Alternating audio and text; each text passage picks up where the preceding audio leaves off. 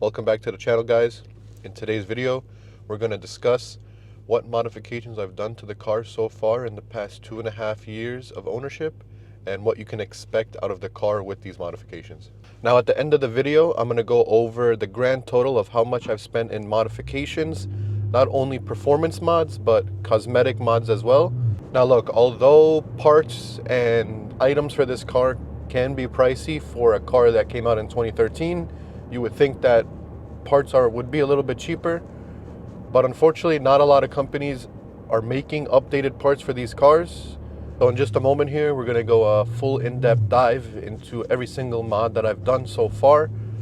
Now there's still a lot of things that I can do to this car, and in due time that will happen, and maybe if I fucking hit the lottery. We developed an X-pipe, single X-pipe and a double X-pipe for this platform, but there's really no other companies out there that are making like updated parts, anything for this car.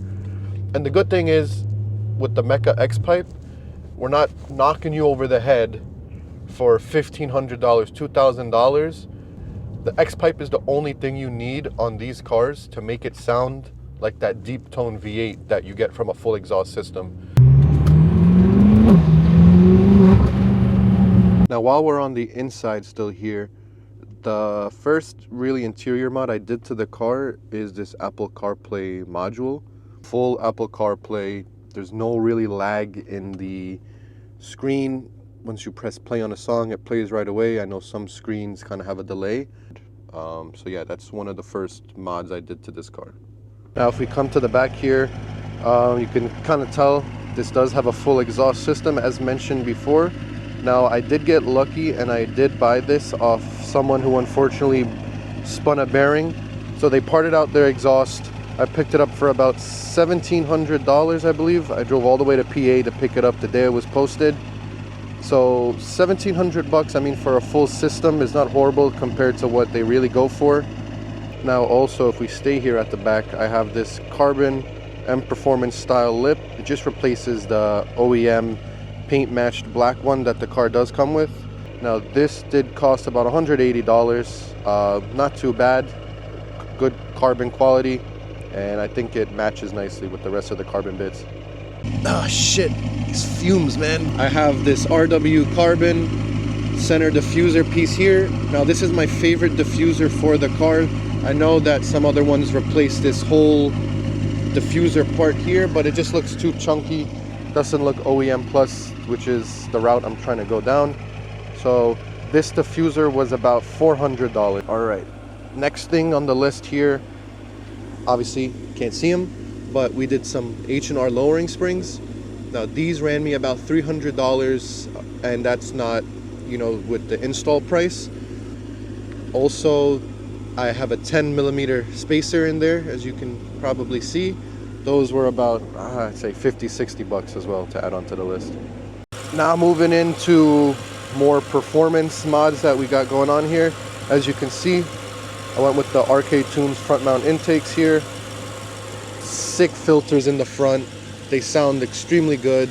Probably the loudest ones on the market. They're silicone, you know, pretty much similar to a lot of the other ones out there. I picked these up for about $600. Now we also can't really see it because they're tucked back there, but I did go with Project Gamma ceramic coated downpipes. Those ran me about $800. Downpipes really open up the full sound of this car. It did sound pretty shitty, very raspy, but nothing like an X-pipe or a full system can fix. I did these headlight upgrade, the LCI.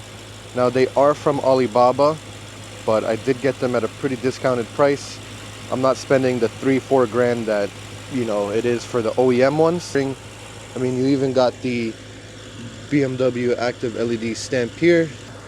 Now these ran me about $800, I believe. You can pick them up for cheaper, but this vendor was pretty good, and I don't mind spending a little bit extra knowing that they're gonna work.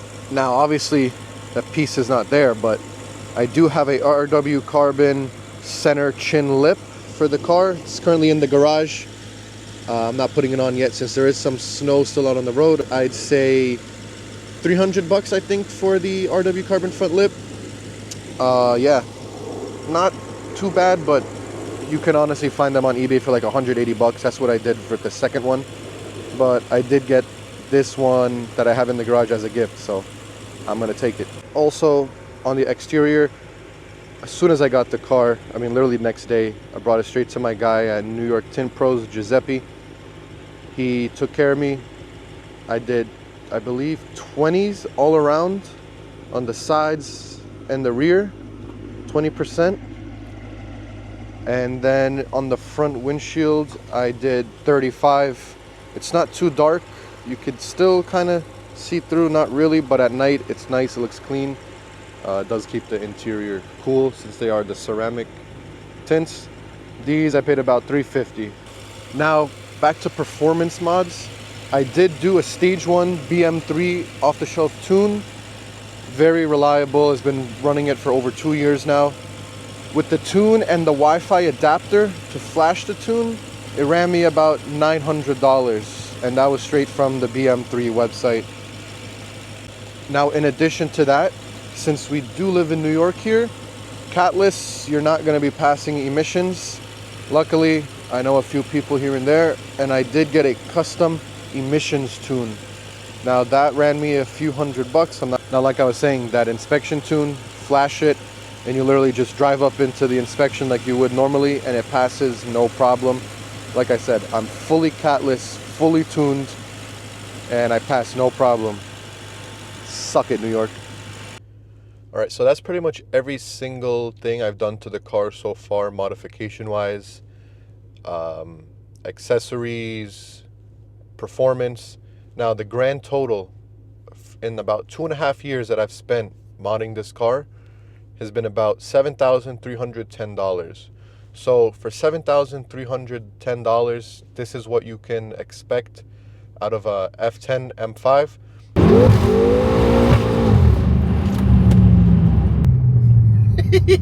God damn, we smoked that joint out. Luckily for me, you, and the people around us, we have a tunnel run coming up.